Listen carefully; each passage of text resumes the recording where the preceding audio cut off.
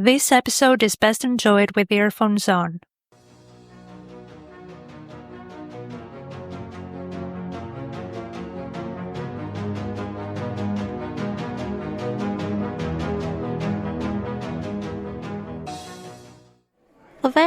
Lovette. You did amazingly. I didn't understand half the words you said, but I loved that you included plants and animals. That was my favorite part. Thank you, Sionnach. I only wish the professors shared your enthusiasm. Do you really think it's real? What you said, that all magic comes from music? Well, not from music exactly, but yes, I trust I'm not wrong. And those things you mentioned, the spells you cast without saying a word, sensing magic before it happens. Did you truly do that? Yes, I wouldn't have mentioned them if I hadn't. Wow, you really have grown stronger. Lovette, there's something I wanted to ask you. I need your help. What is it? During these years, I lived in the Temple of Valor, training with the monks. But lately, I've been thinking a lot. I want to restore my grove, to rebuild it, to lead like I should have. I'm done hiding and pretending it never happened.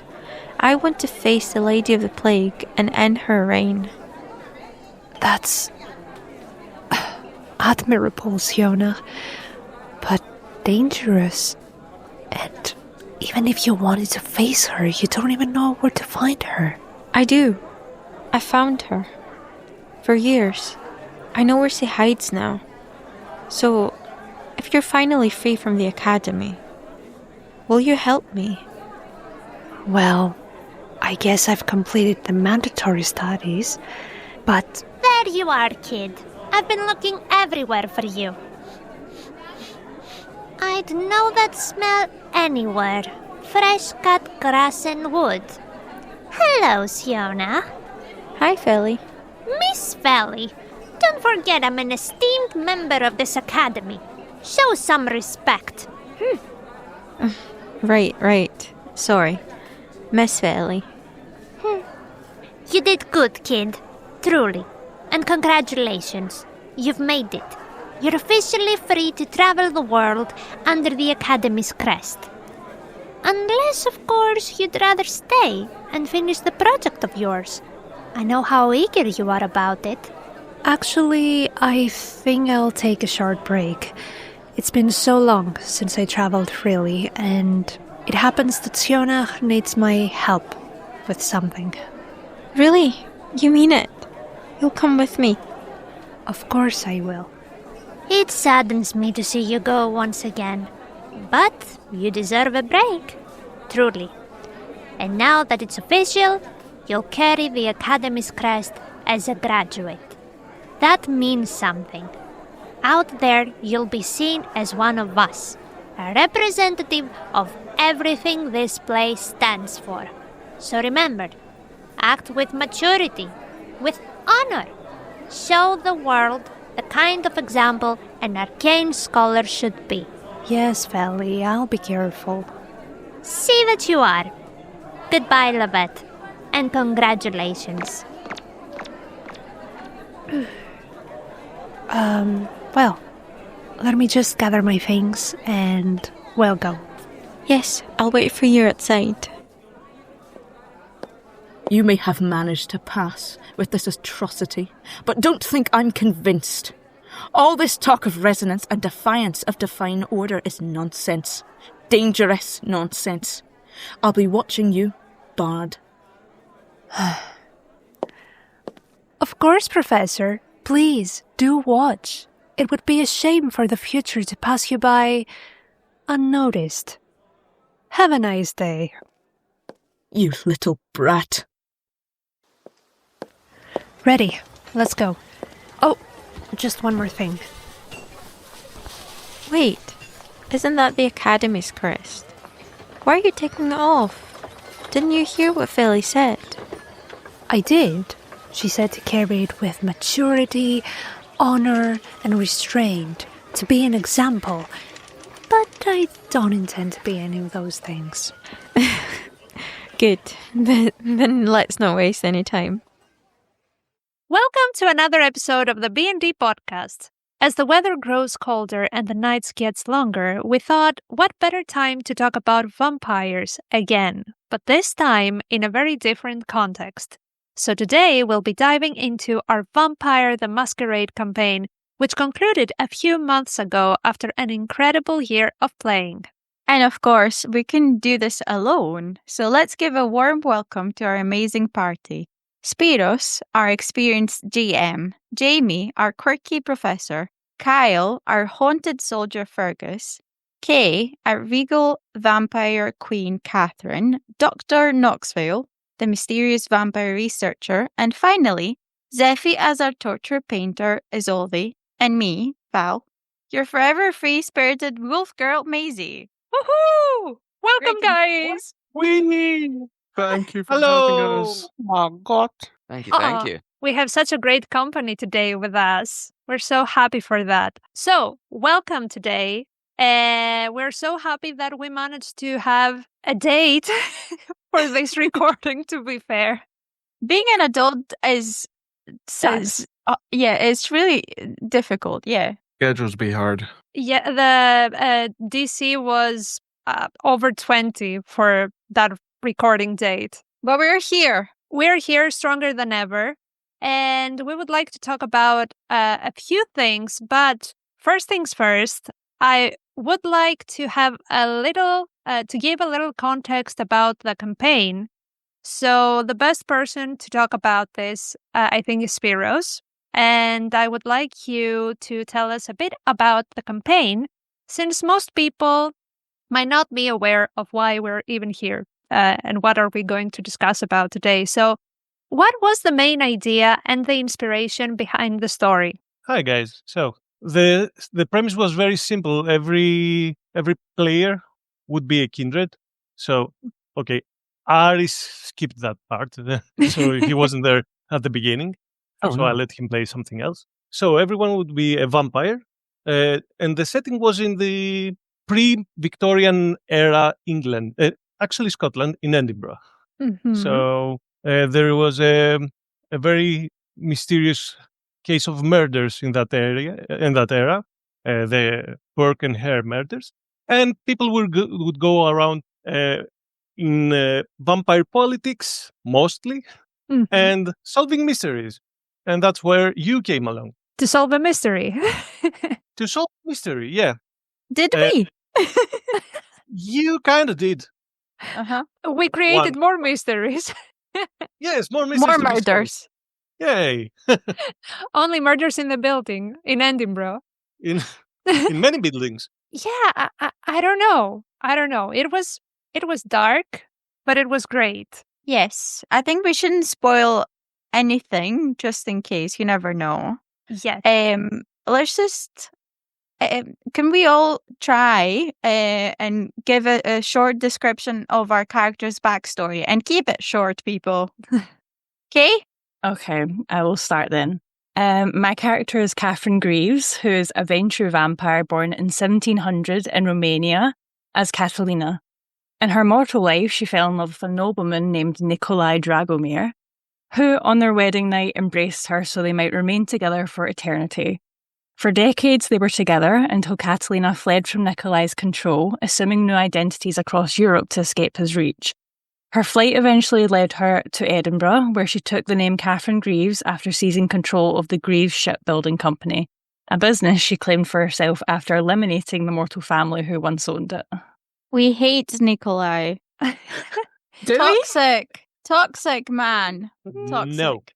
Oh, come on. now. Come on, he changed. No. Too little, too late. What about you, Jamie? Okay, so my character was a young student at Edinburgh University. Enoch was his name, and he was studying sciences, a subject with little development in comparison to the current day. He had a focus on medicines and mechanics and various other mathematical and smart things. The studious life came with high expectations and money troubles. This led Enoch to a life of crime in the form of grave robbing, giving him pittance more than affording his education and survival, which then led him down a dark path, which led to him being turned. I think many can relate, with affording the education. It's a struggle. It's a struggle for many. And I have to people. say, I know that it was your idea for this character, but I've been reading, since we started playing the campaign, I've been reading books about Edinburgh in that specific era. So many stories have an Enoch there for some reason. So many of them. It's like I'm reading about your character every time. Yeah, it's funny because everything is derivative, of course, but that was a pure accident. There's just a lot of dark, evil-looking surgeons in that time of Edinburgh, so kind of worked out. Well, nothing is an accident. Nothing is everything is fate. What about you, Zephy? So my character's name during our campaign was Isolde Ravenscroft. She's a Toreador, 9th generation. And in 1928, when the campaign took place, she was over 300 years old. She was an orphan, raised in Edinburgh's orphanage until she was 14 years old. And then she survived on the streets. And her talent was to paint. And later on, her life changed because of that. Her art gained attention, leading her to an elderly woman who admired her work and became a mother figure to her. So later on, Isolde discovered that this woman was a vampire. So driven by her love for art and her desire to witness its evolution through the ages, she begged to be turned. So her sire acknowledged her as a true Toreador, a fitting protege to the clan, and she also loved her as her own child, so she eventually agreed. So at the beginning of our campaign, Isolde felt kind of empty, depressed. Beauty didn't move her anymore. She lost her inspiration to make art because, apparently eternity has taken a huge toll on her. So she used to find herself longing for some things that mortality would give her. But still, she begins as a very polite and very awkward and very quiet and gentle person. She sees the world in color, but always through a black veil separating her from it, because she wears a black veil in reality too. But anyway, she is deeply inspired by Vanessa Ives from Penny Dreadful and Eva Green in general. If we ever make it a movie, Eva, if you ever listen to this, meaning never, the role is yours only, truly. I mean, we need to hurry though because she's getting older, so you won't be able to play. No. She never gets old. This woman is an immortal. I believe that. I trust that. We love Isolde. But how about you, Val? What did you play? Oh, okay. So I have to say, for anyone who's in Scotland and listening to this, please go visit Huntly Castle in Aberdeenshire. Because I got inspired for this character because of that castle. Not sponsored. No. The National Trust of Scotland. I'm not sponsored, but I took Zephy there to see the castle as well. So basically, this character was inspired by a real character, born Dame Margaret Gordon of Huntly in 1543. Maisie grew up wild and curious, guided by her maid Morag, who taught her the old ways of the forest. Forced at only 14 to wed the much older Lord Forbes, who's also a real person, by the way, her life became a prison. When she fell pregnant, Morag revealed her secret. She was a gangrel vampire, and that night she freed Maisie by embracing her. Now known as Maisie Keith, she runs the Wild Lotus. It's a flower shop near Dean Village in Edinburgh that shelters women in need and hides her coven. They are the protectors of Edinburgh's women in a way, sort of. Next, we've got Dr. Knoxville. Oh, no. Harris. Hi. Please say it with a mysterious vibe. Well. Dr. Knoxville was born, or maybe not. He was not born. He was unburied. Once a child among coffins, now a man who speaks with silence. He carved his name upon death, reflection. And it answered back. Some say he studied the souls. Others whisper he dissected. Now he walks with a curious motley of the dead and the damned. It's chasing truth through shadowed streets. And the graves that opened when he dreams. Wow. We'll buy your book. We'll buy your book, Doctor. Poetry. Okay. Poetry. Mystery. I like mystery. Now do a haiku. He was Japanese. Last but not least, we've got Kyle and Fergus. Hello, I believe that is me. I played Fergus McKinnon, a former farm boy who rose to the rank of sergeant before his life was forever changed during the historic Battle of Waterloo. After losing his father, a man who served honourably in the army, Fergus enlisted and was fatally wounded while attempting to rescue a trapped comrade of his platoon.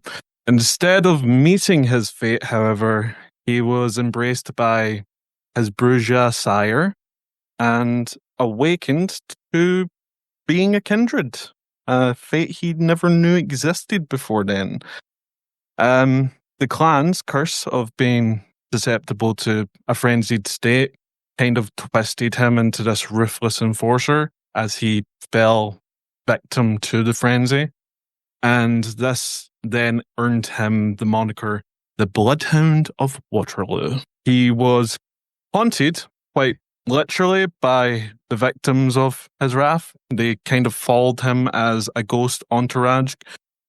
And through that day, he just constantly struggles with the anger and self-loathing that now defines his undead existence.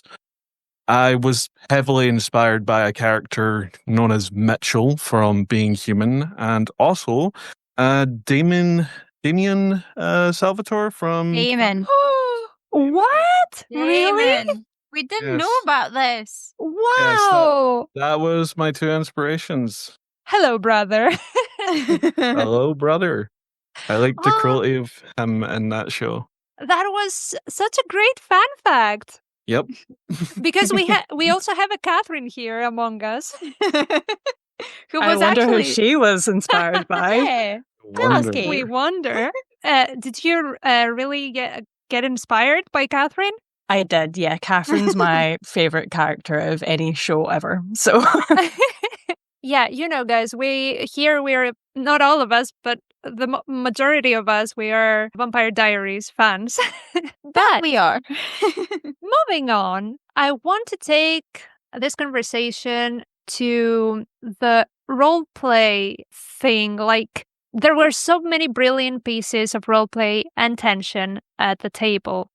And I was wondering, what's the one scene that's burned into your brain forever? Well, I'll start then. So one thing that I thought was really good for like character interaction and seeing the character as like the reality of themselves. There was this scene, it was a small village. I believe it was Penny Cook, but I might be corrected on that, where Fergus was having one of his crazy war flashbacks that sent him into a dangerous frenzy.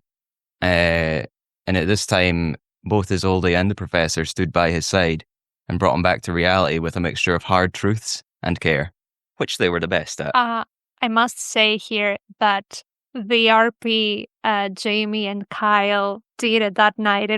They must be nominated for the next Oscars. Just saying. You jest. You were amazing. I was in shock. I was like, Isolde was existing and was vibing, to be fair, with all of this thing happening between them. It was great. I love that moment too. It was a good point between it's like a starting point to maybe not the two characters' friendships, but tolerance of each other at the very least. Well, to give a little bit information about this, it was about Fergus dealing with nightmares that he used to have. Yeah, he was not in a great position at that night, so the professor and Isolde went out to look for him. Then the professor tried to talk him out of it, let's say. May I add on to something about that scene? Yes. So I chose the nightmare flaw when creating my character, and I had to do saving throws every time I awoke. And I had the chance to use inspiration to not have the nightmare that night, but I decided Fergus had not had any nightmares around you guys, and I wanted to see how it played out. I didn't think about the fact of where we were at the time, but I think it went really well. It's character development. Yes. Yeah. It is.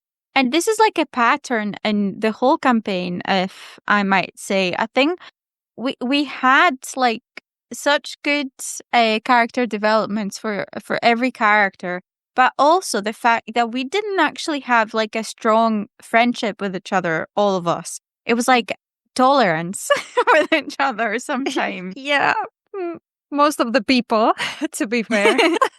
But I really like that question, and I think we should go around the table and ask each other if there's a moment of roleplay that is basically burned into our brain forever. Kyle, do you want to give it a go? Oh, I will do my best. I have the memory of a goldfish, unfortunately, but I do have one moment in the campaign that it was like honestly kind of hard to choose a favorite because, as you said, there was many beautiful role playing instances amongst the characters. But the moment for me that stands out was when we all went into this quiet room. We gathered and we were all in the dumps that night. We just were having a miserable night. And we finally decided to open up to one another. And it came to the discussion about how we became embraced. Everyone except our mage friend, unfortunately. Sorry, human boy. But for some, it felt like being robbed of our deaths or the lives that we could have had if we were allowed to continue on. For others, the embrace kind of brought new possibilities and strength without regret. And when that scene ended, all of our relationships from there on deepened. And what we once lacked as a group, we gained trust and understanding. And I thought that was very beautiful. We all had that moment together. That was so beautiful indeed, because we did it in a game theme. We would ask a question to each other, and they should reply truthfully to that question. Yeah, and it was also really great to hear like who at the table didn't want to be embraced, essentially, Yes. and who chose to be embraced. And some characters you would think didn't choose actually did choose themselves, and you're like, oh, I didn't think you would have chose this life. Yes, and I think that was the first time that Fergus really had a deep appreciation of the professor. That's where And our this- friendship started. The bromance. Yeah, the The bromance. bromance. That was the beginning. That was there. Oh, who's next? Aris, a favorite moment? There were a lot of great moments, but if I have to pick one, I'm a guy that likes a good pun. So I'll say that the time when Fergus always happens to injure Doctor or the Professor with a bit of nightmares, a bit of frenzy occasions. So near the end of the course of the game, at some point, Dr. Knoxville say to him, "You really hate nerds." Yeah. I That was is a never true good with story. academics. Because he almost killed the professor, and then the doctor was next. So He yeah. almost killed everyone. So the question is, Professor Fergus, do you hate nerds? I was never good at academics, and I have an outlet I need to lash out at, Okay, that's fair. That's fair. Next one, Kay. Okay, so I have a few that I have to mention, but I think anytime there was something to do with Nikolai, it's just stuck in my brain. But the one that especially sticks in my brain is one of my favourite moments that was after the Elysium, which was when Nikolai proposed to Catherine. And when he was injured, Catherine went to his house and found him being tended to. And as she entered, he looked at her and said, "I hope you're coming here as a friend and not an enemy." To which Catherine replied, "I was hoping to come here as more than a friend, Nikolai." I've also got the part where her name was revealed as Catalina because Nikolai, there was letters being sent out with Catalina's name on them. Spoiler alert. Spoiler alert. Well, I've already said her name's Catalina. But yeah, and then the final one, which was the saddest one, was my ghoul Finley dying. No, that was so sad. Finley. I actually cried when role playing that. Well, this episode is dedicated to Finley. Let's say that. Yeah, in the end of the episode. Edgar is nothing for you there. No, it's not. But everyone loved Finley more. I mean, they had more time with him to bond with him. Even Maisie. Yeah. Retain a difference. Yeah. Yeah, Maisie and Finley. Favoritism. Yeah. Favorite is But these were the moments. I mean, this moment with the letters, Kay was just losing her mind. It was. Oh It my really God. was. It was such a delight to watch her on camera. So Like, next, since the moment that you started talking, Kay, I'm trying not to make the being sick noise. You Yes. know, because every time we Wow. were playing and Nikolai was mentioned, I was like, "Bleh." Yeah, she Yeah. hated it. Maisie If hated there's him. no Nikolai hairs, then I die. do the hosts have any favorite moments? Val? Oh yeah, sorry. I was too annoyed with Nikolai thinking about him. So I'm gonna give a spoiler away. So I think the moment that traumatized me, specifically me and Maisie equally, is when Hope, the child who we saved at the start of the campaign, called her mummy for the first time. It was so intense for her to be able to see herself as the mother she could have been if things were different, if she wasn't robbed of her childhood baby. She never realized that she had it in her. Motherhood and in general was such an emotional moment for me personally. It made both me and Maisie see things about motherhood in a different perspective. But I also have to mention that speech Maisie gave to help Catherine realize her worth before the Elysium when Nikolai was playing with her head. And the slap, obviously. It was such a powerful bonding moment. Yeah. And then she said yes. But she said yes. Yeah, Yeah, then after Well, just for a minute, it was epic. To be fair, I did it for good reasons. To be fair, this alliance helped a lot in many aspects. Exactly. So, yeah, no more spoils here. Steffi, tell us about your favorite. Yeah, I have so many. I'd probably say the moment when the doctor was reading Isolde's memories, because they were trying to find specific moments from her past they needed. So they appeared inside her mind and found a watercolor world filled with paintings from different periods of her life. And in the center stood a dark figure watching them, and it was such a beautiful scene. Spiros described it so well, and Aris roleplayed it perfectly with me. It was very emotional. But I also have to mention the moment when Isolde and the professor met the Toreador Primogen at his mansion, because it was very dark and creepy, but also passionate. Maybe way too passionate, but still, it was absolutely beautiful, at least up to a certain point when the Primogen showed us his weird hobbies. But yeah, whatever, huh? Yeah, I had to leave the chat. It was just too much for me. But I think let's move on to another question that we've got here prepared. How does everyone feel now that the campaign has reached its finale? Did it end how you expected, or did it take a completely different turn? Let's start with Kyle. Absolutely not. I genuinely anticipated like a whole other fate for certain characters. I'm trying to avoid giving too many secrets away, but it seems a few may have slipped the cracks here and there during this. But it left me in like a state of shock for a while. But ultimately, reflecting back on it, I was happy with where we ended up in the campaign. Although I do wish I changed a certain moment in the campaign, because I made a choice for the group that went against my better nature. And you all know which choice it was. Well, the question is, do you regret it? I regret it. As a Kyle or as Fergus? As Fergus. Oh and my Kyle. God, the tea. You know what I had to do. Yes, the things we do for prosperity.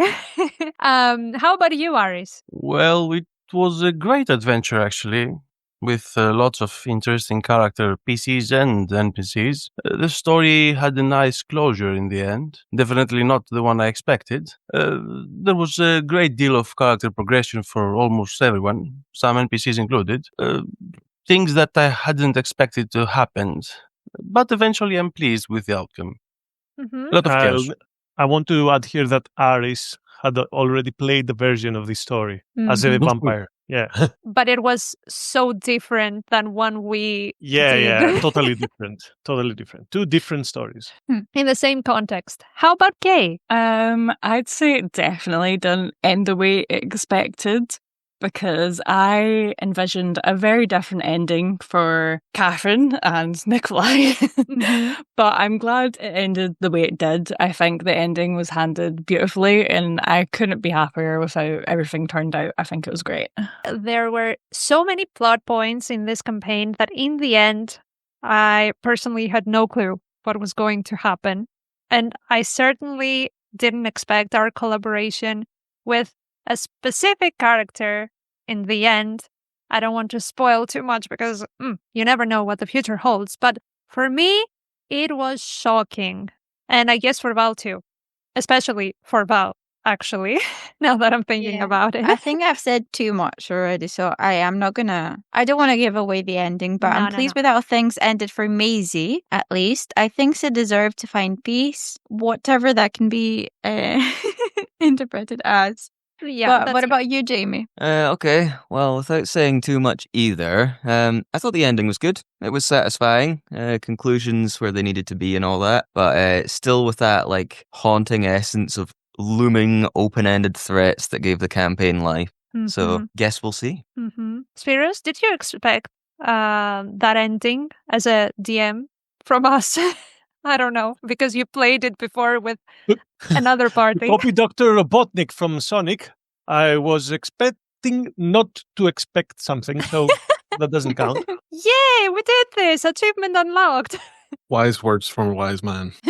Another question to our GM. How much of that finale was planned, and how much was the result of player chaos?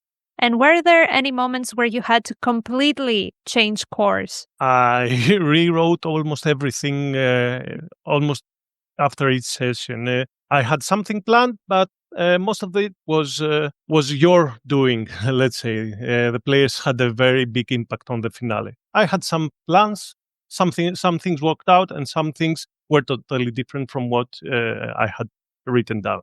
So, yeah, constant rewrites. We're causing chaos constantly. Finally, we had a fast-forward moment during our last session, and we saw our characters years later gathering once again to save the world. Tell us a bit more about that ending and what you think will happen to your characters after, but I want to start with the GM. Yeah, it was the part I rewrote almost every week. It was something that you made happen. I rewrote every single part almost every week. Even at the last session, I add some bits about characters' appearances, names, etc. You've had so many blank spaces there. Yeah. That was cool. Okay? I was really happy with how the ending scene turned out because it was exactly what I had envisioned for Catherine. She is just so perfect to be in that position, especially after everything she's been through. And the fact that what happened, or well, how her and Nikolai turned out is very surprising, but I was happy about it. So she's trying so hard not to spoil anything. Yeah, I'm trying. I'm really trying. How about you, Aris? Well, it was really nice to know that things that our characters did in the course of the adventure have left some marks in the world that Spiros created. And if needed be more adventures to come in the future. Please. Mm-hmm. Well, Zeffy? If schedule lets Yeah. us ever. Please listen to our podcast so we can stop working. Please And have play every day. So the ending scene was actually narrated to us by Spiros, while Val and I, mostly Val, helped him with some characters' voices to break the monotony. Unfortunately, not all of the characters were part of the reunion, since some characters were missing, no spoilers, but I absolutely loved that cinematic ending. It was great. Now, closure, was it closure? I don't know. Who could say if I've been changed for the better? Also, I couldn't stop laughing when I found out that Jamie couldn't hear Val's narration because their mic was on mute, so he was only hearing Spiros talking and making no sense at all by himself. Yeah, was- I got half the ending cutscene. That's why I've uploaded it. Yeah, I've heard it now. No, So now beautiful. we all know what you said. How about you, Kyle? Well, I wasn't sure how we were going to wrap up this like incredible story that everyone had poured their hearts into. But the way Spiros and Val narrated the epilogue and how everyone's chapters reached their conclusion was masterfully done. As we, the players, listened, all we could do was smile and reflect on this journey that we all went through over the course of like a year and a half. Mm-hmm. So I just want to thank you, everyone here, everyone listening as well. Thank you for letting me be a part of this. It was a wonderful journey to be a part of, and I loved every moment. So here's to a new volume, right? Spiros, perhaps? Well, next, Jamie? Okay, yeah. So let's get into it. Yeah, I had no idea what was going on in our outro scenario. I was just kind of smiling and nodding So and polite. wondering what was going on. Thank you. After reading the transcript, however, I could see how much thought went into this, as with the whole campaign. So well done, Spiros, and to everyone who participated on this journey. After all those years, I believe that the Professor, with the support of his old age, would have continued to advance scientific development from the shadows. Perhaps he's a happier fellow these days, but perhaps not. Who can really say? Perhaps Perhaps not. he's part of the elite that can control you- the medicine. Are you telling me he's not happier with my bromance with him? That's- He's always finding an excuse to be upset. He's a diva. yeah, Rum. he is. Let us say here that the Nosferatu got the most romance choices that a player can have in a TTRPG campaign. Because Yeah. everyone was, except from Maisie, because she is a kind of child. I don't know. A loner. It's A called loner. strong, independent woman. But still a child. Come on.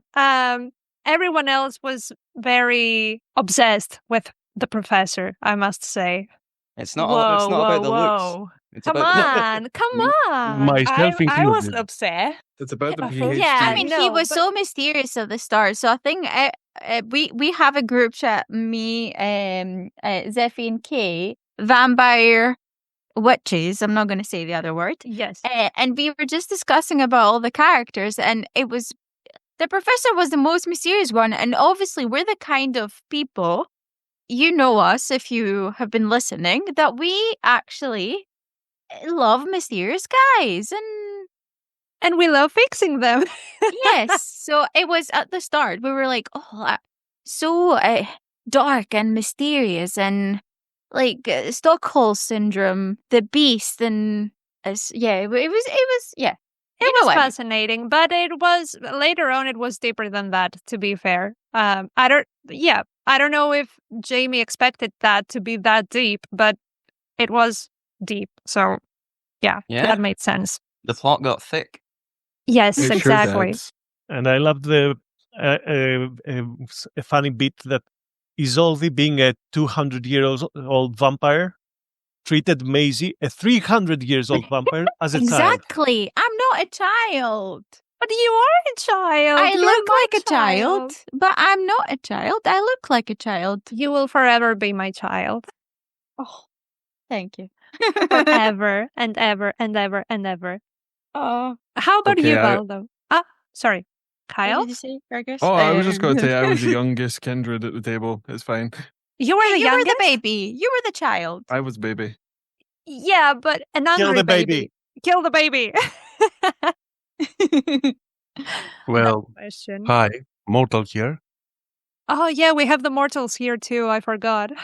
Yeah, but are you immortal? Are you not? Are you death? Are you life? I'm confused after that intro that you gave us about your character's backstory. I don't know anything about Dr. Knoxville still. Magic. You're a People magical need to man. know. And the mystery, such a mystery. Oh my god. He began like a mystery and then. No one's falling in love with you, Aris. I know. Come on. Well, it My was stoic greens exists in my heart. came into our story very later on after we have already kind of bonded together. So there was no room there. But he was great. Doctor was great. Don't ask Maisie for that, but Doctor was great. Yeah, Maisie hated. Maisie hated mostly, almost. Come on, don't spoil anything. Maybe Yes, he was yes, a yes. very nice person. Yes, okay, but I have to say for my ending, just because me and Spiros had a separate session, before the final session, my job here was done. So I was just spectating. And I decided to help out Spiros by narrating some lines he wrote, but I asked him to only send them to me just before you all started playing because I'm known to be bad at not being able to keep a secret. So sue me. I fell asleep. You- But you did a very nice job, even though you were just woken up. Yes. I'm really sorry. I fell asleep. It was 4 hours long, the session, and I was so tired. So when I had to jump in the call and read my lines, I can communicate what was happening with Jamie because he was playing in the other room, and I asked him to mute me because we were like quite close. I didn't want to have echo, so I had no clue what I was doing, and he just heard Spears spitting random words and sentences, and Yeah, because Val was actually narrating the scenes, what was happening, and I just did the characters. And it was poor very fun. Jamie. Oh, but yeah, when it comes to Maisie, she deserves to find peace. I'm gonna say that again. But I don't think her true nature of always wanting to help will let her be at peace. Because she wants to save women, save people, save Catherine. So I'm assuming she will jump into the rescue once the world needs her most again. I don't know if you agree, but Maisie really gives Avatar the Last Airbender vibes, especially Aang. So she can save the world. Kay, I can save you, Kay. Can you? Really? Yeah. Does she need saving? I think she's very Hasn't happy she? with.